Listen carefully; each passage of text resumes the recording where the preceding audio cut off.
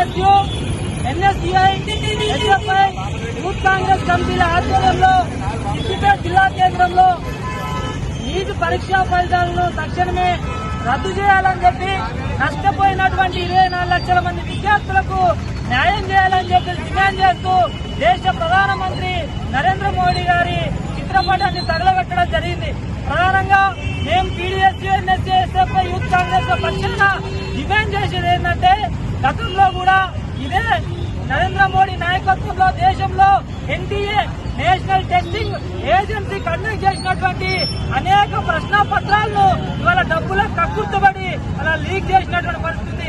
వాళ్ళ విద్యార్థుల పక్షాన విద్యార్థులు ఇప్పుడిప్పుడే మొత్తం కూడా ఎస్సీ, ఎస్టీ, బీసీ, మైనార్టీ వర్గాలకు చెందినటువంటి విద్యార్థులు ఉన్నత విద్యను చదువుకుందామని చెప్పేసి కష్టపడి వాళ్ళ చదువుకొని ఇవాళ పరీక్షలు రాస్తా ఉంటే కొంతమంది స్వార్థపరుల కోసం ఇవాళ వాళ్ళ పరీక్షా పత్రాలను కోట్లాది రూపాయలకు అమ్ముకొని ఇవాళ 24 లక్షల మంది విద్యార్థులు పొట్టగొట్టారు అనేటువంటి విషయాన్ని ఈ సందర్భంగా మేము ఆరోపిస్తా ఉన్నాం.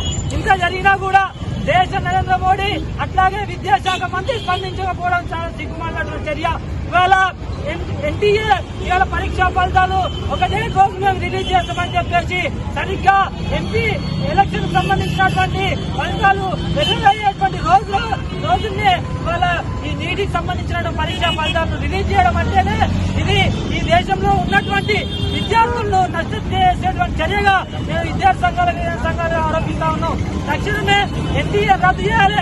వాళ్ళ ఆల్ ఇండియా లెవెల్లో వాళ్ళ దేశానికి సంబంధించిన ఒక ప్రైవేట్ సంస్థకు వాళ్ళ ఇట్లాంటి విషయాలను వాళ్ళ కట్టబెట్టడం అంటే దేశ విద్యార్థులు నష్టం చేయడం. గతంలోనే మనం చూసినాం ఇంటర్ పరీక్షలను గ్లోబలీన్ అనేటువంటి సంస్థకు ఒక ప్రైవేట్ సంస్థకు అప్పచెప్పడం వల్ల పేపర్ లీకేజ్ కావడం వల్ల అనేక మంది విద్యార్థులు చనిపోవడం జరిగింది. అదేవిధంగా ఈ రోజు ఎన్టీఏకు మొత్తం దేశంలో ఈ పరీక్షను నీటిని మొత్తం ఎన్టీఏ కండక్ట్ చేయడం వల్ల ఇవాళ ఈ నష్టం చేకూరింది. కాబట్టి నీటి పరీక్షను రాష్ట్ర ప్రభుత్వాలకు అప్పచెప్పాల్సినటువంటి అవసరాన్ని కూడా ఈ సందర్భంగా నేను డిమాండ్ చేస్తా ఉన్నాం. ఈ అవకతవకల మీద సుప్రీంకోర్టు సిట్టింగ్ జడ్జితోని పూర్తి స్థాయి దర్యాప్తు చేసి నష్టపోయినటువంటి 24 లక్షల మంది విద్యార్థులు ఎవరైతే ఉన్నారో వాళ్ళందరికీ న్యాయం చేకూర్చే విధంగా చర్యలు తీసుకోవాల్సిందిగా నేను విద్యార్థి సంఘాలుగా ప్రధానంగా డిమాండ్ చేస్తా ఉన్నాం.